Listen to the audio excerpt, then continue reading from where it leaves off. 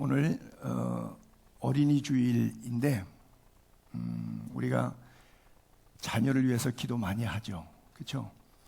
자녀 세대는 부모에게 대한 최대의 효도는 예수 안 믿는 혹시 부모님들 계시다 그러면 그분 예수 믿게 하는 것보다 더 큰 효도는 없습니다. 부모로서 자식에게 줄 수 있는 최고의 유산, 헤리티지는 내가 갈 천국 내 자식도 가게 만들어주는 것 말고 더 큰 선물은, 더 큰 유산은 없습니다. 우리의 믿음이 더 강하기 위해서 무엇을 붙잡느냐? 십자가를 붙잡는데 어떻게 붙잡느냐? 기도로 붙잡습니다. 근데 성도의 모든 기도는 하나님 앞으로 천사가 와서 향로에 담아다가 가지고 올라간다 그래요. 여기에 제가 오늘 향로를 하나 갖고 왔는데 이것은 미니 향로예요. 그래서 여기에다가 지금도 천주교나 정교에서는 향을 여기다가 집어넣습니다. 여러분한테 이제 보이진 않는데 조그마한 향 재료예요. 여기다가 불을 태워서 연기가 이 사방에서 나오도록 해서 향을 피우는데 이것이 상징하는 것이 바로 기도의 메시지예요. 그래서 여기다가 쇠줄을 달아서 왜 정월 대보름에 지불놀이 하는 것처럼 끈 잡아서 회중 사이에 치릉치릉 하면서 다니면서 예배의 마지막 마무리, 여호와께서 그의 얼굴을 드사 내게 은혜 주시기를 원하며 여호와께서 그의 얼굴을 내게 향하사 평강 주시기를 원하노라. 민수기서 6장의 메시지로 회중 사이를 돌면서 예배 끝자락에는 항상 이렇게 복을 빌어요. 이 향, 왜 여러분들의 삶, 여러분들의 기도, 여러분들의 신앙의 모든 고백이 하나님께 상달되기를 바란다. 그런 뜻이거든요. 그래서 상징적이어서 더 이상 필요는 없어요. 그러나 성경에 있기 때문에 예전을 중시하는, 우리 개신교는 말씀, 캐리그마를 중시하는 데 비해서 너무 또 예전을 없애버렸는데 이 천주교나 정교는 말씀이 약하다 보니까 말씀을 대체할 수 있는 영적인 권위를 성경에 있는 내용들을 토대로 해서 이렇게 예전으로 가져와서 현재도 집내에 사용하고 있어요. 뭐 좋다 나쁘다 할 건 없고요. 성경에 다 있으니까 말씀도 중요하고 예전도 중요합니다. 그러니까 우리가 세례도 하고, 사실 세례 받았다고 구원받는 건 아니거든요. 성령 세례, 불세례가 중요하죠. 그럼에도 불구하고 세례를 하죠. 또 성찬도 하죠. 실제 주님의 몸과 피는 아니지만 그것을 기념하여 주의 죽으심을 오실 때까지 전하는 것이죠. 그래서 이 전함이 우리의 세대에서 끝나는 것이 아니라 다음 세대까지 계속해서 이어져야 되는데 참 안타깝죠. 제가 대학 79학번이니까 대학 시절 다닐 때만 해도 20%에서 23%의 대학생들이 교회를 다녔어요. 그래서 대학마다 동아리 그룹이 있는데 크리스찬 동아리 그룹들이 굉장히 많았어요.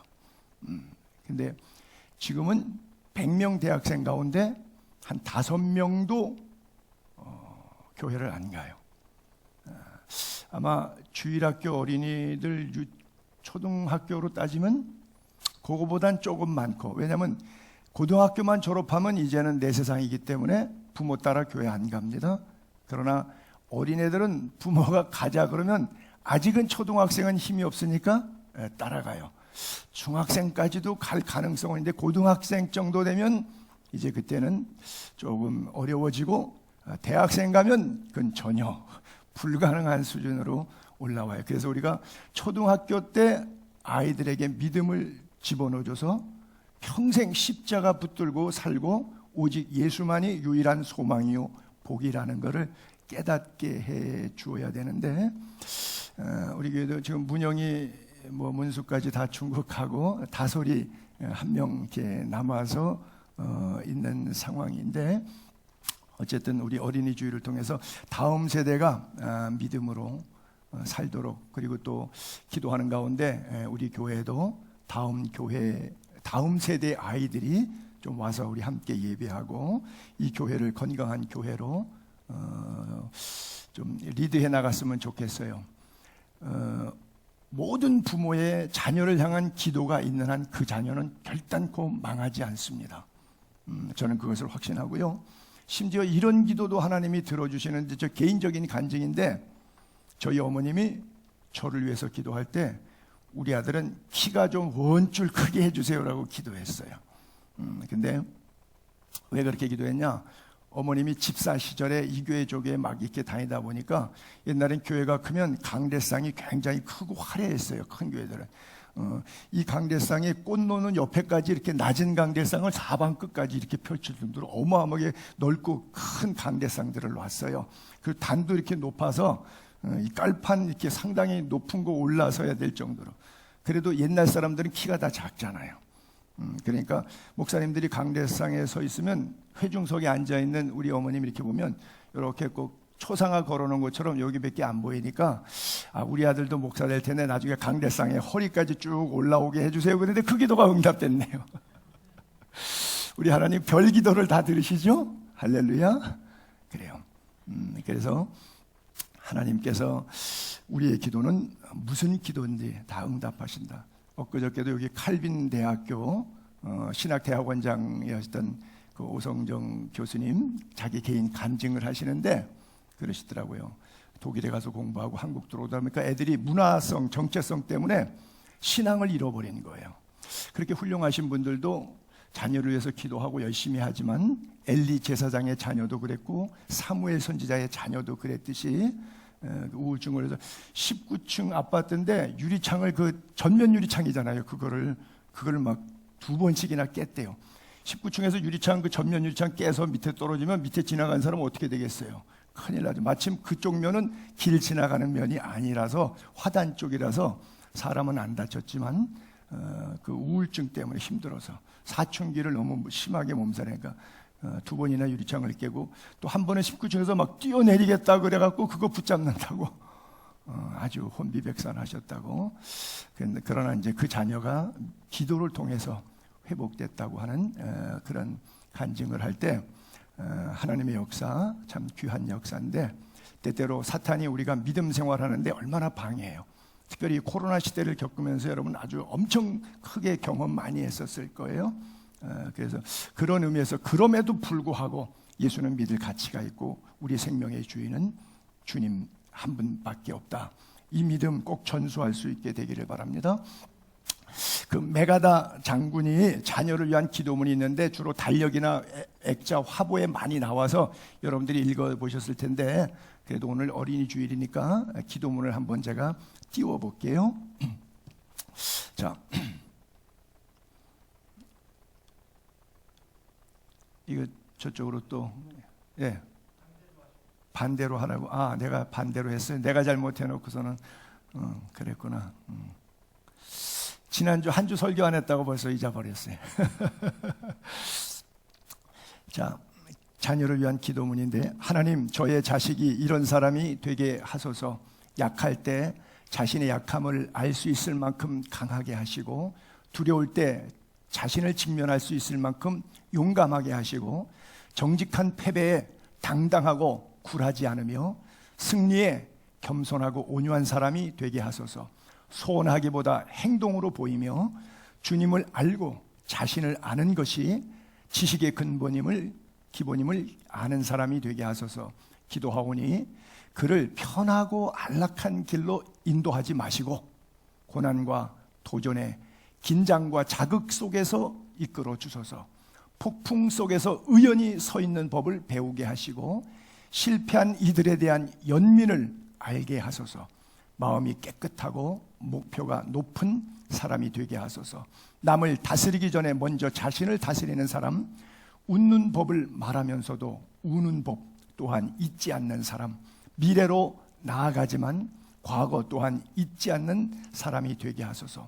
그리고 이 모든 것이 이루어진 후에도 넉넉한 유머 감각을 더해 주셔서 늘 진지함을 잃지 않으면서도 너무 심각한 사람이 되지 않게 하소서.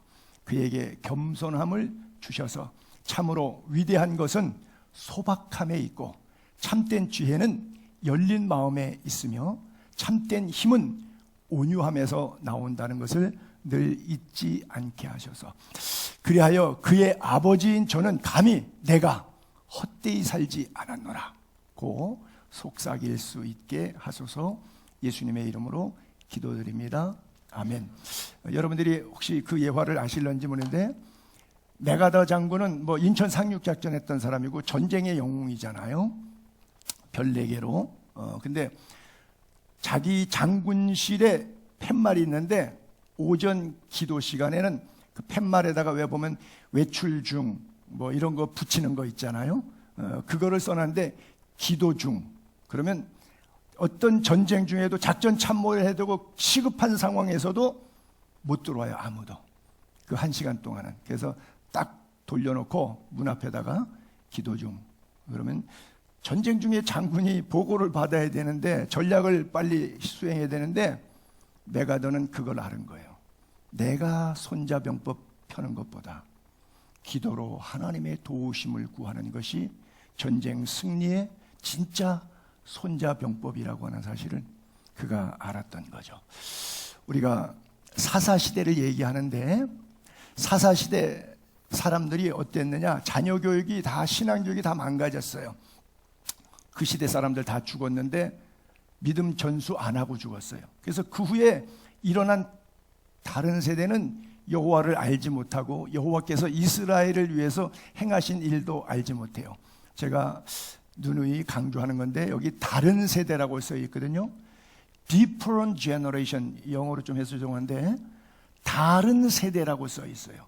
아니요, Next generation, 다음 세대가 돼야 돼요.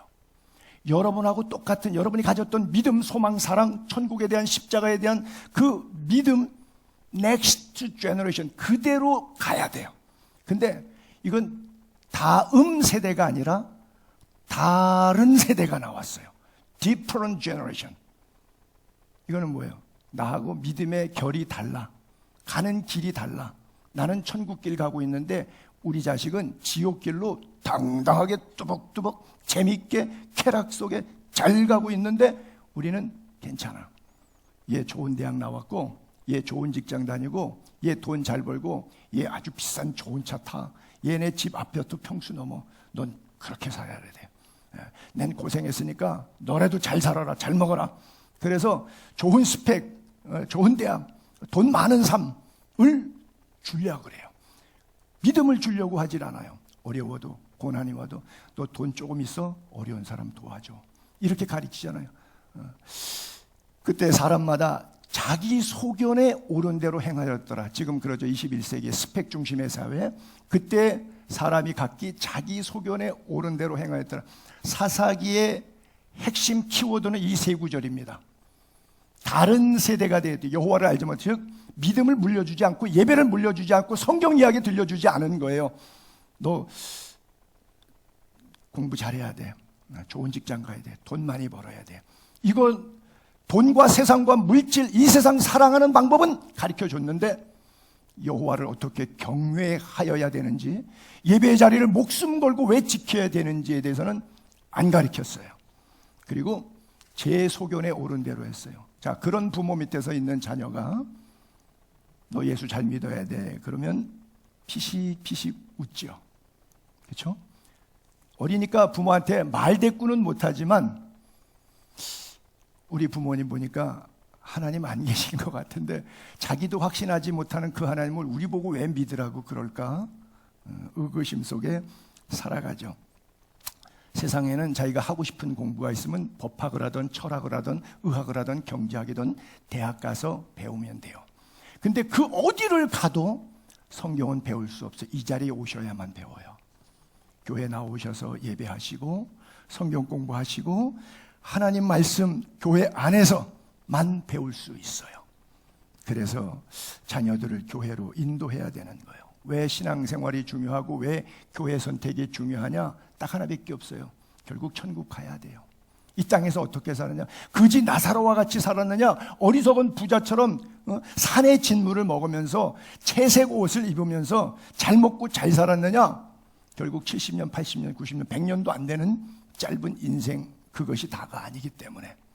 그래서 우리의 다음 세대는 천국을. 그래서 예배의 중요성, 교회의 중요성, 말씀의 중요성의 핵심 가치는 뭐냐? 결국 천국 가야지. 교회 50년 다녔는데 지옥 갔다. 무슨 소용이 있겠어요? 50년 그가 교회 다닌 것, 교회에서 헌신하고 충성하고 봉사하고 헌금하고 교회에다가 시간 바치고 물질 바친 거, 그건 무슨 소용이 있겠어요? 그래서 천국은 세례 요한 이후로, 세례 요한 때는 예수 그리스도의 오심과 구속사의 완성이죠. 십자가 사건 이후부터는 천국은 침노를 당하나니 빼앗는 자의 것이다. 침노하는 자가 빼앗는다. 그래요.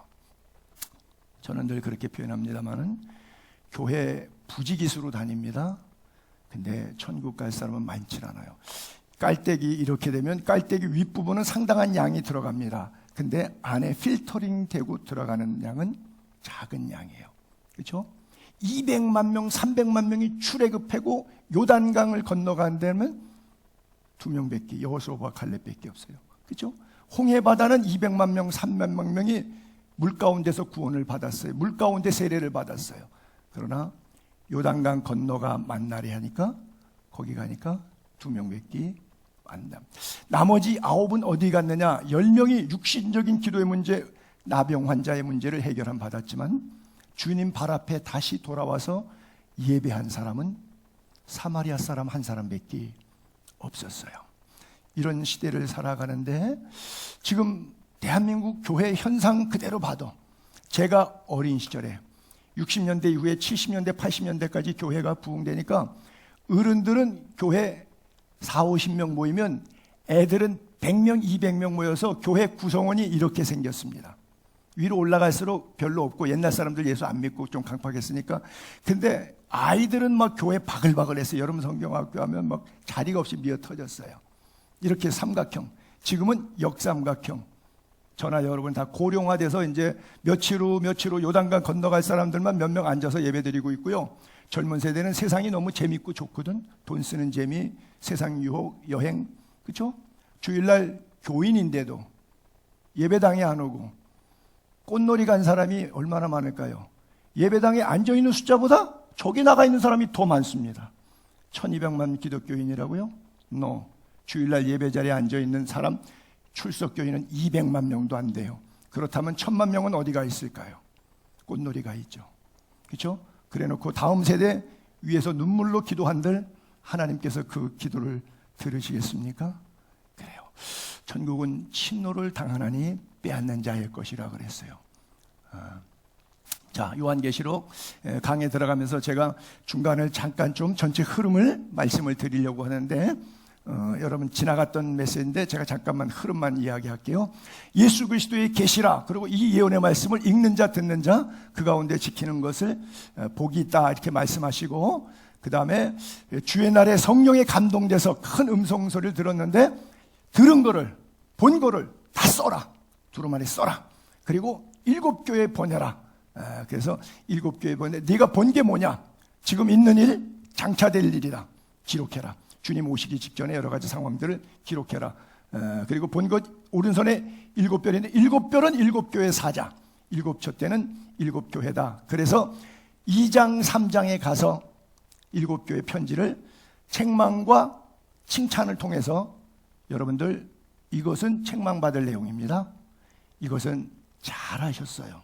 그리고 이기는 자에게 생명의 면류관, 의의 면류관, 만나를 주시리라, 새 이름을 써주라, 성전의 기둥이 되게 해주시겠다, 생명나무의 잔치에 들어가게 해주겠다, 이런 승리의 소식들을 줬어요. 어떻게 할 것인가.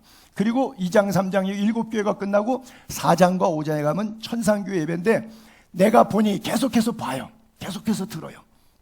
하늘에 열린 문이 있어서 거기서 24장로들이 있고 면류관 벗어서 그 앞에 드리면서 능력과 찬양과 존귀 받으소서 하고 예배하고, 5장에서 또 봐요. 뭘 보여줬냐? 보좌에 앉으신, 오른손에 두루마기가 있는데 펼쳐줄 사람이 없으니까 으앙 울었는데 어린 양이 열 거야, 이 인을 띨 거야, 울지 마. 그리고 말씀을 주시고, 6장에 가서 이제 첫 번째 인이 딱 떨어지기 시작하는데, 첫 번째이니까 신말 탔는데 짝퉁 면류관 쓰고서는 이기려고 하는데, 흔히 말해서 거짓 선지자, 미혹의 영이에요. 그래서 여러분들 다시 한번 강조합니다만, 요한계시록 전체 재앙이 7인, 7나팔, 7대접, 372 21개 시리즈식으로 갈수록 초기, 중기, 말기처럼 재난이 예를 들어서 4분의 1, 그 다음에 3분의 1 이런 식으로 계속해서 재앙이 강화되는데 모든 재앙의 가장 첫 번째 재앙 뭐냐? 가짜 교회, 가짜 목사가 득의한다는 거예요. 흰말이 먼저 나와요. 모든 27, 21번 372 21에 모든 재앙의 첫째 재앙이 뭐냐? 흰말 탄 자가 나와요. 속죠. 왜? 요한계시록 19장의 흰말은 예수님이 타고 오시거든요. 그러니까 예수님 오시기 전에 재림 전에 적그리스도 거리스도가 나타나서 목회를 하는데 그 교회 10,000명 모여요. 그 목사 대단한 목사님이에요. 손을 얹으면 병 나아요. 저하고 같은 기수인 이재롱 목사 교회는 7만 명까지 6만 명까지 왜 모인 줄 아십니까?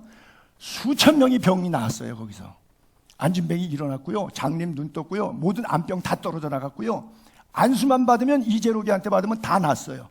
수천 명이. 여러분 교인 제가 목회해봐서 알지만 여러분들 보면 알지만 6만 명 모일라 그러면 거기 6만 명이 다 바보 머저리들이 앉아 있을까요? 포스타, 국회의원, 장관, 어마어마한 사람들이 앉아 있어요. 그 사람들도 아무리 지가 직급이 높아도 암으로 죽어가는데 어떡할 거예요? 그런데 가면 낫는다 그러니까 가서 안수받다가 나은 사람들이 거기 앉아 있는 거예요.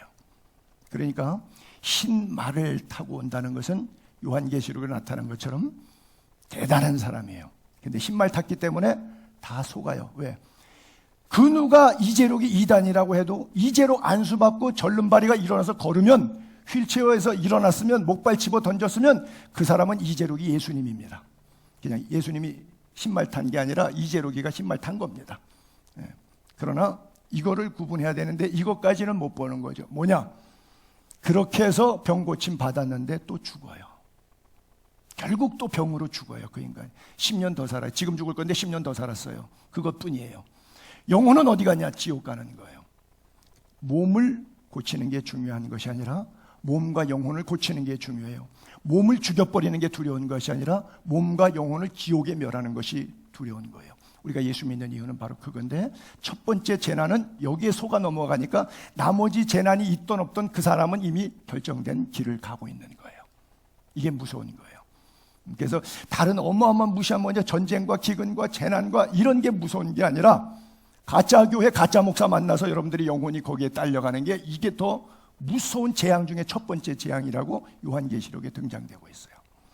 뭐 둘째인, 셋째인, 넷째인, 다섯째인, 여섯째인 할 때 계속해서 진노들이 나타났던 사건. 그리고 지난 7장에서 2일 후에 내가 내 전사 내부터 선거를 보니, 계속해서 보는 거예요. 봐요. 그랬더니 사방 바람을 붙잡아서 불지 못하게 한다. 즉 태풍같이 노도와 광풍처럼 하나님의 진노가 올 때 진노가 사역을 중단하고 진노하지 못하게 폭풍전야.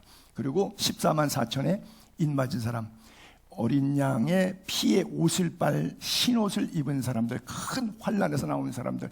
그래서 어떤 사람은 환난이 거의 없이 주님을 만나는 사람도 있고, 일생 살면서 천국 가기까지 그렇게 고난이 많은 인생도 있어요. 그것은 하나님의 결정의 손에 있어요.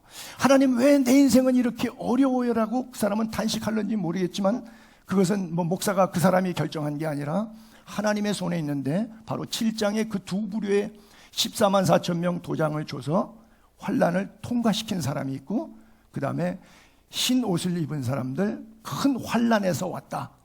그래서 환난을 통과한 사람들. 그래서 이게 뭐 대환란, 7년 대환란, 전 3년 반, 후 3년 반, 환란 통과설, 환란 통과 안 하고 그냥 휴고되는 설, 목사님들마다 요한계시록 할 때마다 종말론에 이 차이가 나는 이유가 바로 이것 때문에 그래요. 그러나 그것은 별로 중요하게 여기지 말라 그랬어요. 내 믿음이 오늘 신앙생활 똑바로 하나님 앞에 말씀대로 살고 있는가, 이것만 여러분들이 신경 쓰면 되지, 교리적인 신학 해석에 날짜, 숫자 싸움하는 데는 여러분들이 관심을 안 가지셨으면 좋겠어요. 그리고 드디어 이제 오늘 8장에 넘어와서 일곱째 인을 떼는데, 여기서부터 일곱 나팔이 시작되는 거예요. 자, 이 나팔도 내가 이스라엘에서 갖고 온 나팔인데, 우리 신학교 가게 되면 어마어마하게 큰 나팔이 있는데, 그건 입에 대고 불면 소리도 무하고 나거든요. 봐서 다음 주에 7나팔 들어갈 때 한번 불어볼까요? 근데 이게 안 부러지더라고요. 이것도 이 트럼펫 부는 입술로 그 조절할 줄 아는 사람들이, 우리 함장로님이 부시면 되겠네. 그래서 나팔을 불 때마다 나타나는 재앙에 관해서 쭉 설명하고 있는데, 잠시 동안 고요하다고 써 있어요. 예전에 어떤 분이 그러더라고요. 목사님, 요즘에 교회 나와서 신앙생활 하는데 너무 행복하고 말씀도 귀에 쏙쏙 들어오고 회사도 잘 되고 돈도 잘 벌리고 가정도 몸도 건강도 너무너무 요즘은 좋아가지고 불안해요 그러더라고요. 너무너무 좋아가고 그 다음 말의 결론이 불안해요 그러더라고요. 여러분, 왜 불안한 줄 아십니까? 그것은 그분이 고백한 것처럼 잘 되니까 평안했던 거예요. 그러니까 상황적, 환경적, 인간적, 물질적인 평안은 참된 평안이 아니에요. 그것은 자기 평안이지 위로부터 내리는 주님이 주시는 평안이 아닌 거예요. 보세요. 주님이 이렇게 말씀하세요. 평안을 너희에게 끼치노니 예수님의 평안, 예수 그리스도의 평안을 너희에게 주노라. 이 평안이 있는 사람은 기쁠 때나 슬플 때나 병들 때나 건강할 때나 돈이 있을 때나 없을 때나 흔들리지 않아요. 왜? 기초가 자신이 아니고 상황이 아니고 물질이 아니라 반석이신 예수 그리스도이기 때문에 그래요. 왜 자꾸 헷갈리고 흔들리는 거죠? 기초가 나고 주변이고 환경이고 상황이니까. 평안이 내 평안이지 주님의 평안이 아니에요. 세상이 주는 것 같지 아니라 세상이 주는 상황에 의한 평안, 기쁨, 만족, 행복을 얻어놓고 너무 평안해요. 근데 불안해요. 왜? 세상 거니까 불안하죠. 당연히. 그 사람은 넘어지게 되어 있어요. 왜? 그것이 주어지지 않고 그것이 역조 현상이 일어날 때는 내 안에 하나님이 없다. 이렇게 되는 겁니다. 너희는 마음에 근심하지도 말고 두려워하지도 말라. 이것을 너희에게 이르는 것은 너희로 내 안에서 예수 그리스도 안에서 평안을 누리게 하려 함이라. 세상에서는 너희가 환난을 당할 수 있지만 걱정하지 말라는 거예요. 염려하지 말라는 거예요. 두려워하지 말라는 거예요. 담대하라. 왜요? 주님이 세상을 이겼기 때문에 그 이김이 우리로 하여금 이기게 하시는 거예요. 그래서 나는 여러분들에게 물질적인 찰나적인 반딧불 기쁨 같은 것이 아니라 영원한 기쁨이 예수 그리스도를 통한 기쁨이 있게 되기를 바랍니다. 고요한 가운데. 왜 고요했느냐? 성경에 보면 하박국서에 오직 여호와는 그 성전에 계시니 온 땅은 그 앞에서 잠잠할지니라. 또 모든 육체가 여호와 앞에서 잠잠할 것은 여호와께서 그의 거룩한 처소에서 일어나심이니라 그랬어요. 초록색 글자에 온 땅은 모든 육체는, 즉 삼라만상 자연도 모든 흑인, 백인, 황색인종 모든 인종도, 그렇죠? 하나님이 지으신 피조물이잖아요. 모든 것이 엿새 동안 모든 온 땅도 모든 육체도 하나님 앞에서 잠잠하라. 왜? 하나님의 임재, 그렇죠? 여호와는 성전에 계시니 여호와께서 그의 거룩한 처소에서 일어나심이니라. 그래서 때때로 우리가 신앙생활하면서 교회는 예배하러 오는 것이지 재직회하러 오는 것은 아닌데, 재직회 때 교회가 분란스러우면 싸움질할 때 의견 표출해서 표결해서 자기 뜻 관철시키려고 그리고 나오시는 경우들도 있어요. 그 사람이 나와서 드리는 예배는 예배일까요? 아닌 거죠. 그렇죠? 세상에서는 잭소리도 못하고 빌빌 싸요. 자기가 받는 월급량도 작고 학벌도 별볼이 없고, 그러니까 세상에서는 잭소리 못하고 찌그러져 있다가 교회만 오면은 목소리 높이고 힘쓰고 자기의 존재감을 드러내려고 하는 인간, 영빨 쓰려고 하는 인간들이 얼마나 많은지 몰라요.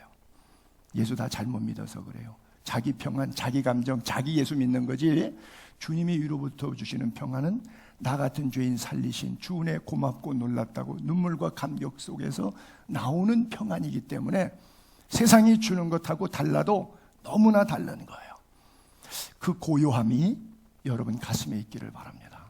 전통적으로 요즘은 잘 안 그러는 것 같은데, 전통적으로 장로교단, 제가 있었던 그 남서울교회에서도 그랬는데, 예배 시간에 좀 늦게 오시는 분들이 계시잖아요. 그러면 기도 순서가 시작되잖아요. 대표 기도자 올라오잖아요. 그러면 본당문 닫습니다. 예배 시간에 왔다 갔다 움직임 없게 하려고. 그리고 예배 기도 끝나면 간주 나올 때 후다닥 들어와서 차차닥 들어가서 싹 앉아버려요. 그래서 기도 시작하면 문 딱 닫아요. 본당 안에 못 들어와요. 아마 어린 시절부터 교회 다녀보신 분들 가운데는 그런 교회 다닌 경험이 있을는지 모르겠는데, 제가 어린 시절에는 대부분 그런 교회들이 많았어요. 이게 뭐예요? 바로 요한복음 요한계시록 8장 2구절 때문에 그래요. 기도의 향이 올라갈 때 반시 동안 고요하더니. 그게 뭐예요? 왜 고요해요? 기도가 올라간다는 거예요. 기도가 올라가는데 왜요? 기도가 중요하다는 거예요. 여러분, 기도의 중요성 꼭 믿게 되기를 바랍니다. 그래요. 온 땅도 모든 사람도 올 수도 반시 동안 고요하고 잠잠하는 것은 여호와의 임재 때문에 그래요. 하나님의 임재 때문에 그 앞에 떨며 두려움으로 경외하는 거예요. 여러분, 신앙생활하다가 제일 답답할 때가 언제죠? 기도해도 하나님께서 잠잠하시고 말씀하시지 않으셨어요. 그렇죠? 미동도 없어요. 기다려도 구해도 이게 언제가 끝날런지, 이 고난이 언제 끝날런지 모르겠어요. 암만 기도해도 응답이 없을 때, 하나님 말씀하시지 않으실 때, 하나님이 잠잠하실 때, 이게 예수 믿고 신앙생활할 때 제일 힘든 게 이 순간이에요. 그렇죠?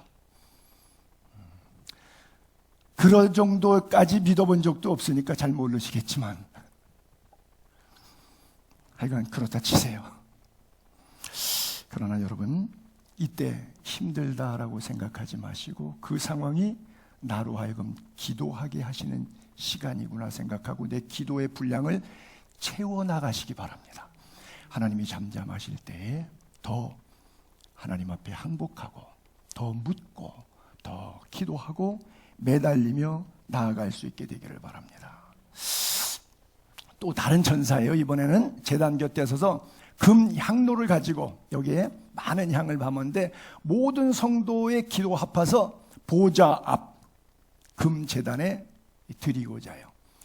향연이 여기서 연기처럼 성도의 기도와 함께 향연이 쫙 올라가는데 하나님 앞으로 올라가는지라. 여러분, 그림을 이렇게 연상해 보세요. 가인과 아벨이 기도하는데, 예배하는데 예배가 향연처럼 거기 번제를 둘 다 했으니까 연기가 올라갈 것 아니에요.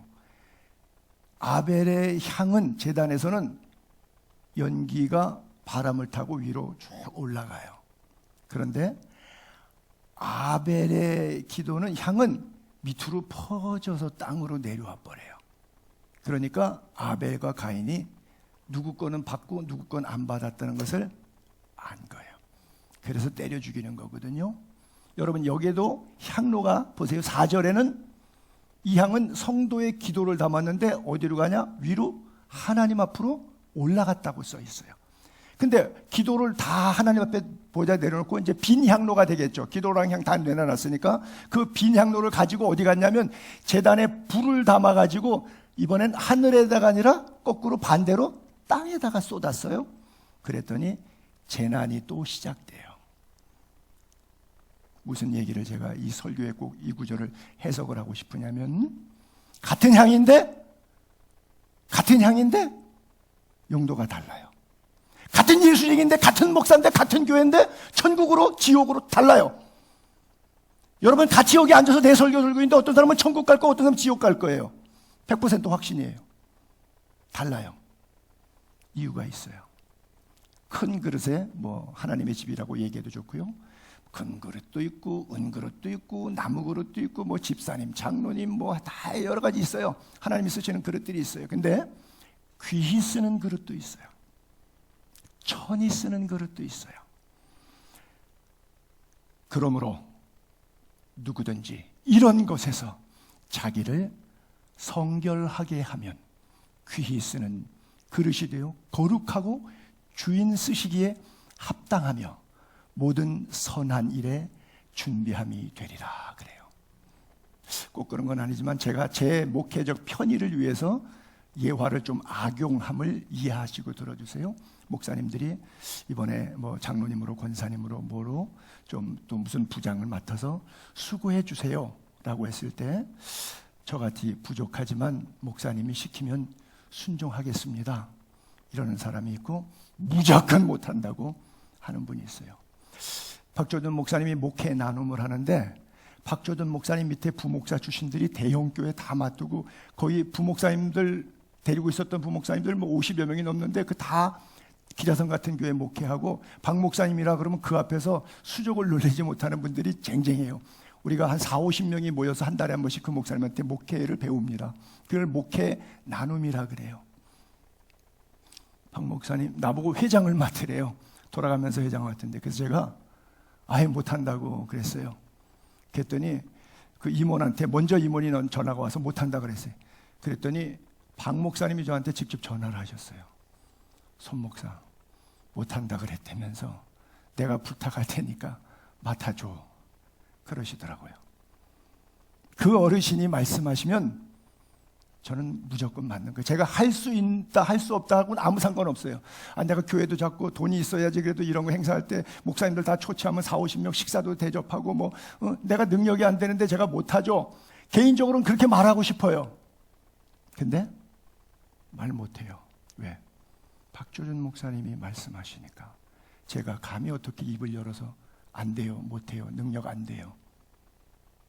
그분이 나에게 하라고 말씀하셨을 때는 하나님이 감당할 수 있는 힘을 주신다고 하는 것이 제 믿음이기 때문에 그래요. 하나님이 여러분들에게 불러 일을 시키실 때는, 감동을 주실 때는 그것을 할 수 있기 때문에 하라 그러시는 거예요. 그때 못한다고 죄송합니다 표현이 거칠어서 나자빠지시는 분이 계시고, 부족하지만 써주시면 나를 충성되이 여겨 귀한 직분 맡기시니 최선을 다해서 순종하겠습니다 라고 하는 것하고 달라요. 예화 적용이 적절치 못했습니다 제가. 그러나 그냥 여러분들의 이해를 돕기 위해서 이렇게 예화를 들었는데, 예화를 기억하지는 마시고 예화에서 적용된 내용을 기억하셔서 하나님 앞에 여러분들의 신앙생활을 어떻게 할 것인지를 좀 설교를 정리해서 들으셨으면 참 좋겠어요.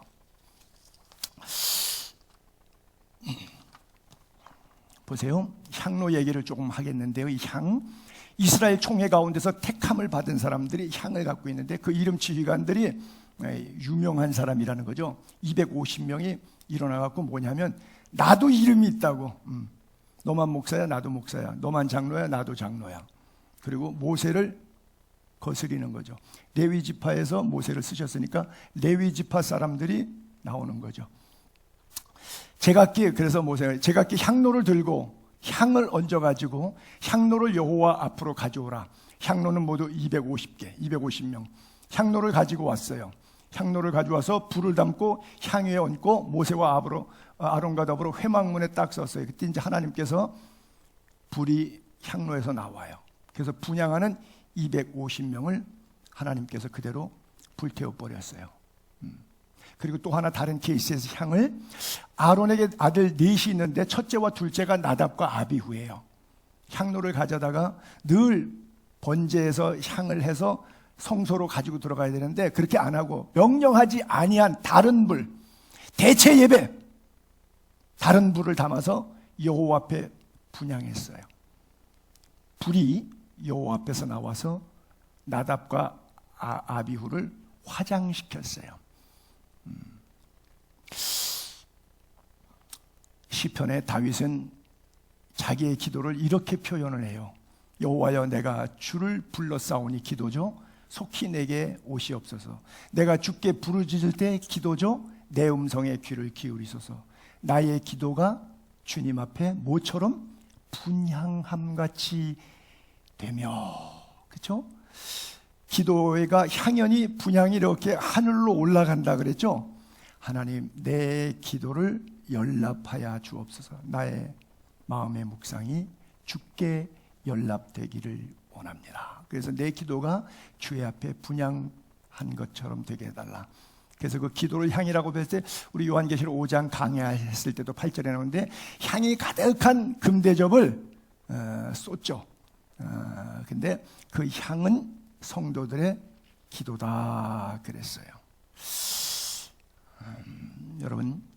여러분들의 기도가 100% 하나님 앞에 응답됨을 믿으시기 바랍니다. 반드시 100% 올라. 그 향이 올라갔는데 올라가는 건 100%인데 그 올라간 향에 대해서 yes, no, 지금, after, 나중에 이 시간에 하루가 천년 같고 천년이 하루 같은 여러분들이 이렇게 제가 설명할게요. 기도하셨어요. 자녀를 위해서. 근데 여러분 돌아가실 때까지 그 기도가 응답이 안 됐어요. 근데 여러분들이 돌아가시고 여러분들은 모르셨지만 하나님은 그 기도를 잊으셨을까요? 그 다음 세대의 자녀에게 그 기도가 그대로 들어갔을까요? 그 정도 수준의 믿음까지 있어 본 적이 없으니까 제가 설명을 여기서 마칠게요. 사적인 예화라서 조금 적절하진 않은데 그냥 섞어볼게요. 이해를 위해서. 지난주에 창립 11주년 때 우리 손영철 장로님을 이제 75세가 넘으니까 70세 이전에는 시무장로 시추가 안 되기 때문에 교단이 아니라 개교회가 인정하는 명예 장로님으로 이렇게 추대했어요. 근데 저분의 어머님이 아들 셋이 있는데 큰아들도 목사고 막내 아들도 목사인데 평생 가정 예배 할 때마다 기도 제목이 우리 가정 식구들은 다 하나님의 종이 되어 들어가도 나가도 복음의 일꾼 되게 해달라고. 그리고서는 두 아들은 목사 됐으니까 하나들은 하나님 장로로 기름 부음 받아 세워지게 해달라고 그렇게 평생 기도해 오셨어요. 근데 그분이 5년 전에 돌아가셨어요. 근데 5년 후에 그 아들이 때가 참에 예정 격려 섭리 가운데 장로로 임직을 받았어요. 세상 교단이라고 하는 사람이 만든 법의 룰에는 연령의 70세라고 하는 시무, 명예, 협동 이런 제도적인 권한이 있지만 그 제도를 뛰어넘는 하나님의 입장에서는 그가 하나님 나라 가기 전에 기름을 부음을 받은 거예요. 그러면 어머님 돌아가시고 5년 뒤에 기도는 응답된 거예요. 아무것도 아닌 것 같지만 역사의 수레바퀴는 하나님의 손에서 돌아갑니다. 그 누구도 거스릴 수 없어요. 기도의 향이 올라갑니다. 여러분 어떻게 기도하시겠습니까? 정욕대로 쓰려고 구하시겠습니까? 믿음을 따라 하나님의 선한 역사를 위해서 기도하시겠습니까? 내가 진실로 진실로 두 번 강조해서 너희에게 이르노니 너희가 무엇이든지 아버지께 구하는 것 내 이름으로 주시리라. 정당한 하나님을 향한 기도, 내 이름으로 In the name of Jesus, 예수 그리스도의 이름의 권능으로, 나사렛 예수 그리스도의 이름으로 허락된다고 써 있어요. 지금까지 너희가 내 이름으로 아무것도 구하지 아니하였으나 구하라. 그리하면 받으리니 너희 기쁨이 충만하리라. 내가 부를 때 나 여호와가 응답하겠고 내가 부르짖을 때 내가 여기 있다 하리라.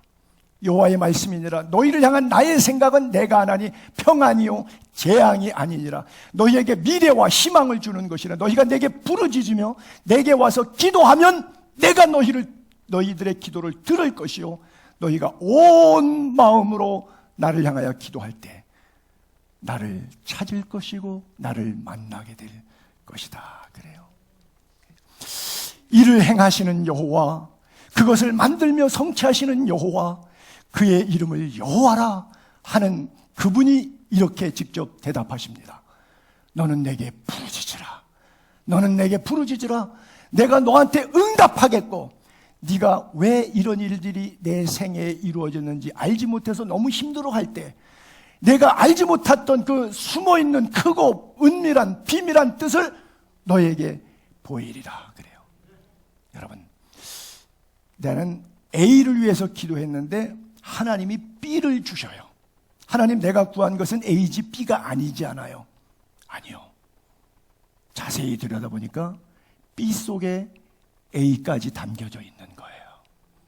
솔로몬은 듣는 마음을 달라고 기도했는데 부귀 영화까지 지혜와 더불어 주시는 하나님, 그 하나님이 참 좋으신 하나님이세요. 여호수아에서 보게 되면 여호수아가 하나님께 기도합니다. 지금 가나안 전투에서 약속의 땅에 12지파들이 들어가서 싸우는데 전쟁이 지금 해가 져서 다 조금만 더 해가 떠 있으면 이길 것 같은데 못 이길 것 같아. 이 전쟁을 전열을 가다듬잖아. 하룻밤 지나면. 요즘은 전쟁이 좋으니까 후레시키기도 하지만 옛날 전쟁이니까 태양아 너는 기브온 위에 머무르라. 당연히 달도 머물러야 되겠죠. 달아 너도 아얄렌 골짜기에 머무르라. 이러고 기도를 했어요. 여러분, 이렇게 기도하면 요즘에 뭐라 그러죠? 미친놈. 여러분들이 기도하면서 속으로 안 될 줄 아는데 내가 공연불하구나 그러고선 자기가 스스로 자기를 미친 사람 생각하면서 기도할 때 있지요. 미친 사람 기도예요. 태양아 머무르라, 달아 머무르라. 왜?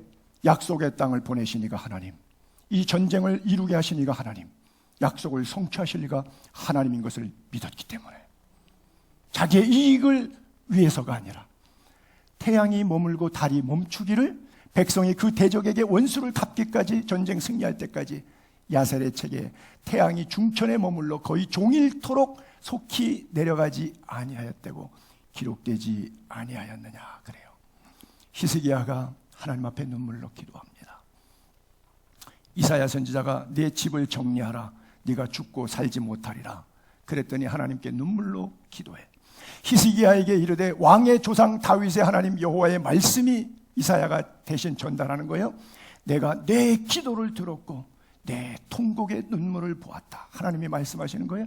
내가 너를 낫게 하리니 내가 3일 만에 여호와의 성전에 올라가겠고, 성전 청결, 느후수단, 놋뱀을 없앤 종교개혁, 아세라상, 바알상을 다 없앤 종교개혁의 대상자가 히스기야인데, 늘 성전을 사모해 성전을 올라갔는데 몸에 병이 나서 성전을 못 올라가게 됐어요.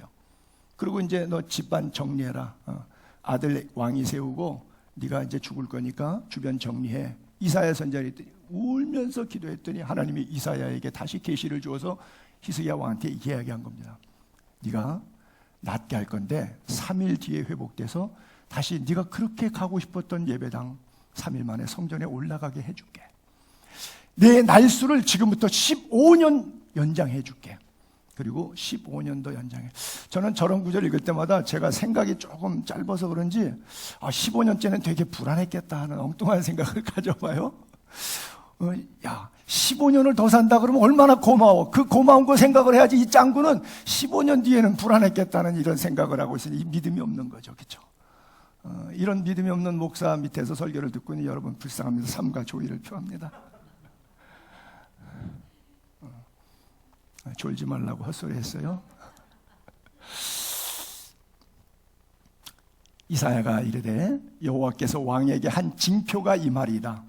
해 그림자, 해가 계속 돌잖아요. 해시계 10도를 앞으로 나아가게 해줄까, 10도를 뒤로 물러가게 해줄까. 하나님이 역사하셨다는 것에 대한 표징을 주신다. 히스기야가 대답해요. 10도를 앞으로 나아가는 것은 쉬우니 그리할 것이 아니라 10도를 태양이 뒤로 물러가게 해주세요. 선지자 이사야가 여호와께 간구하되 아스의 해시계 위에 나아갔던 해 그림자를 10도 뒤로 물러가게 하셨더라. 여러분들이 예수 믿고 신앙생활하면서 교회 와서 기도하시는데 여러분들의 기도를 의심하게 만드는 최고의 적이 뭐냐면 여러분들이 학교에서 배운 상식, 여러분들이 살아오면서 삶에서 경험했던 그 경험, 여러분들의 생각, 이 여러분들의 신앙생활을 가장 방해해요. 그냥 말씀대로 믿으시면 돼요. 여러분, 질문을 한번 해봅시다. 자, 10도를 나아가는 것은 쉽다, 10도로 뒤로 물러가는 것은 어렵다. 이거 똑같이 안 되는 거예요? 어떤 건 쉬웠고 어떤 건 어려운 거예요? 답 어렵죠. 굉장히 질문이. 태양이 앞으로 10도 나아가는 거 쉬운 거예요? 제가 억지로 주장하면 그거 더 어려워요. 더 어려워. 근데 똑같은 거예요. 히스기야 자기 생각이에요. 우리는 우리 생각에 갇혀 있을 때가 참 많아요. 여러분 생각 내려놓고 주님만 바라보게 되기를 바랍니다. 우리